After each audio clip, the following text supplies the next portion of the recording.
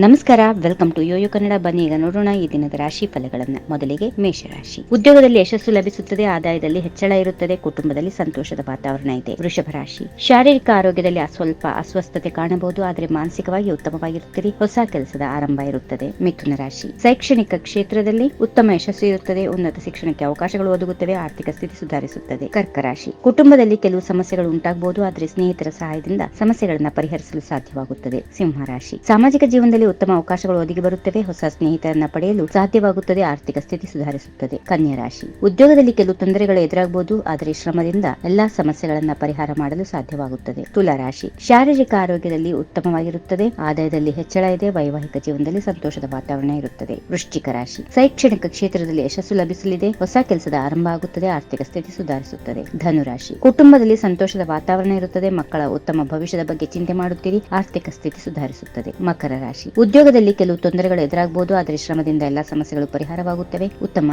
ದಿನವಾಗಿದೆ. ಕುಂಭರಾಶಿ. ಶಾರೀರಿಕ ಆರೋಗ್ಯದಲ್ಲಿ ಸ್ವಲ್ಪ ಅಸ್ವಸ್ಥತೆ ಕಾಣಬಹುದು, ಆದರೆ ಮಾನಸಿಕವಾಗಿ ಉತ್ತಮವಾಗಿರುತ್ತೀರಿ, ಹೊಸ ಕೆಲಸದ ಆರಂಭ ಆಗುತ್ತದೆ. ಕೊನೆಯದಾಗಿ ಮೀನರಾಶಿ. ಸಾಮಾಜಿಕ ಜೀವನದಲ್ಲಿ ಉತ್ತಮ ಅವಕಾಶಗಳು ಒದಗಿ ಬರುತ್ತವೆ, ಹೊಸ ಸ್ನೇಹಿತರನ್ನ ಪಡೆಯಲು ಸಾಧ್ಯವಾಗುತ್ತದೆ, ಆರ್ಥಿಕ ಸ್ಥಿತಿ ಸುಧಾರಿಸುತ್ತದೆ. ಹೀಗಿವೆ ಈ ದಿನದ ರಾಶಿ ಫಲಗಳು. ಸರ್ವರಿಗೆ ಶುಭವಾಗಲಿ. ಶುಭ ದಿನ. ನಮಸ್ಕಾರ.